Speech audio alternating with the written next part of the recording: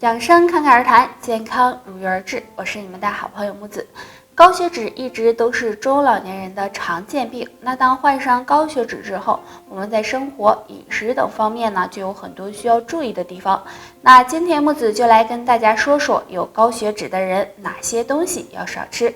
第一个是蛋黄，我们都知道呀，蛋黄含有很高的胆固醇，所以如果吃的太多的话，就会让血脂升高。第二个是肥肉，那肥肉的脂肪含量也很高，而且这些脂肪在进入身体后，就会给代谢增加负担，还会使血脂升高。第三个是鸡汤，你别看鸡汤啊营养丰富能补身，但其实鸡汤也很油腻，而且呢嘌呤含量也不低，所以对于有高血脂、高尿酸的人来说都要少碰。那以上就是有高血脂的人不能碰的几种食物了。如果你想要抑制血脂过高，木子倒是建议你可以拿常用玉米须来泡水喝，它对于降血脂还是能够起到不错的效果的哦。好啦，本期内容就说到这儿了，大家还有什么问题可以在评论区留言，我们下期再见，拜拜。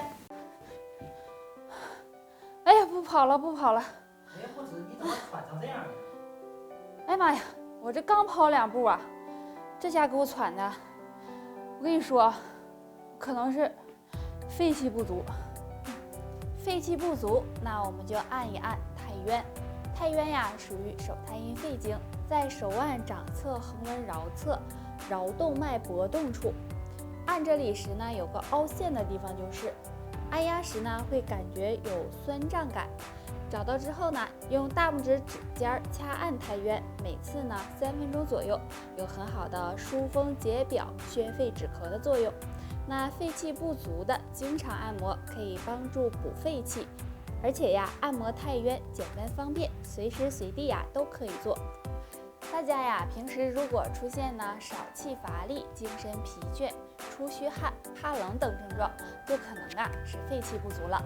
大家除了可以按摩太渊外，还可以多吃一些补肺气的食物，比如白木耳、百合等等，对调理肺气、补肺润肺都有很好的作用。那以上就是今天的全部内容了。想要了解更多的养生小，大家好，我是你们的好朋友木子，欢迎收看侃侃养生。中医认为，脾胃为后天之本，气血生化之源。如果脾胃虚弱，时间长了，气血乏源，自然就会气血不足。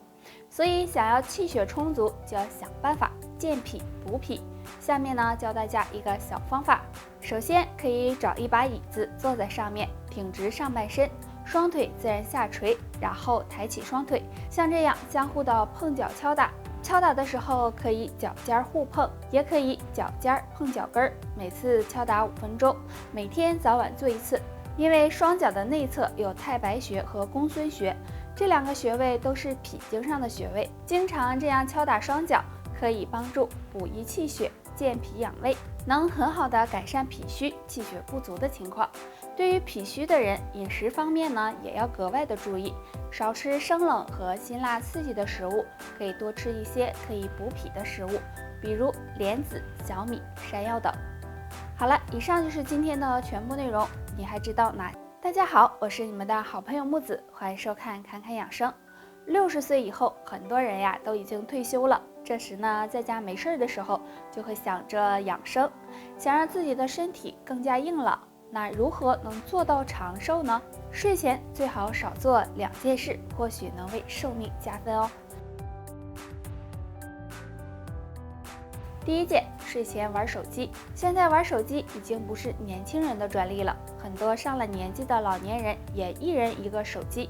如果睡前玩手机，对身体健康呢是十分不利的，因为长期玩手机不仅会对眼睛造成伤害，还容易影响到睡眠质量。那60岁以后，如果长期睡眠不好，身体的抵抗力和免疫力就会下降，不利于健康和长寿。第二件事，睡前剧烈运动。我们都知道，老年人适当的运动对身体健康是非常好的，但对于60岁以上的老年人来说，如果睡前做剧烈运动，很容易使大脑处于兴奋状态，不利于睡眠。而且剧烈运动还会增加心脏负担，对心脏功能的改善不利，所以建议大家睡前最好不要剧烈运动，可以在白天的时候进行适当的运动。其实想要长寿呢，不是一件简单的事情，需要我们长期坚持，拥有一个好的生活习惯和饮食习惯，多注意养生，每天保持好的心情，这样长寿才会找上你哦。好了，以上就是今天的全部内容。最后希望大家都能健康长寿。如果还有什么，大家好，我是你们的好朋友木子，欢迎收看侃侃养生。由于现在空气的污染，再加上吸烟的因素，造成呢肺部伤痕累累。那想要知道肺部好不好，该怎么办呢？不妨看一下自己的大拇指。正常的大拇指都是指根比较粗，而且有光滑，弹性好。但如果拇指出现变形，拇指的末节变得很肥大，根部也会缩小，就可能是肺气不足了。还有就是按压大拇指的指肚时，如果恢复速度慢，没有弹性，也是肺气不足的表现。那肺气不足该怎么办呢？大家不妨试着敲打肺经。肺经在手臂外侧，敲打时将手握成空拳，用小手指关节沿着前臂的掌面，从大拇指开始往上敲打，敲打到痛感明显的地方，可以重点的多敲打几下。敲打的力度要轻，每次敲打5分钟左右即可，左右手臂交替敲打。这样敲打肺经可以调理肺经，改善肺功能，有很好的补益肺气的作用。肺经最佳疏通旺盛时间是早上的9点到11点，所以这时敲打效果最好。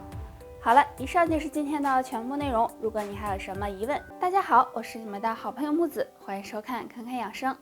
腹部赘肉多，买衣服不好买，穿啥都不好看，那该怎么办呢？今天教大家2个动作，每天练习10分钟，帮你刮油通便，减掉腹部赘肉。动作1，拿出家里的瑜伽垫，平躺在上面，双手放在身体两侧，手掌心朝下，双腿弯曲膝盖，尽量的靠向腹部，然后用腹部的力量，慢慢的将双腿向前伸直，脚尖朝上，坚持5秒钟，再回到膝盖弯曲的状态。注意要感觉肚子在用力即可。动作2，先站好，放松身体，双手手指并拢，将手背微微弯曲，然后拍打腹部。拍打的时候不要感觉肚子有疼痛感，连续拍打5到10分钟。经常这样拍打可以促进腹部血液循环，使腹部脂肪更容易的被消耗掉，能有效的防止脂肪堆积，有很好的刮油通便的效果。每天坚持练习，帮你减掉腹部赘肉。那虽然腹部赘肉很难减，但如果你能够养成良好的习惯，长期坚持做这2个动作，对腹部肥胖的人还是很有效果的。好了，以上就是今天的全部内容。如果你还有什么好的方法，可以在下面评论区留言讨论。感谢收看侃侃养生，我们下期再见。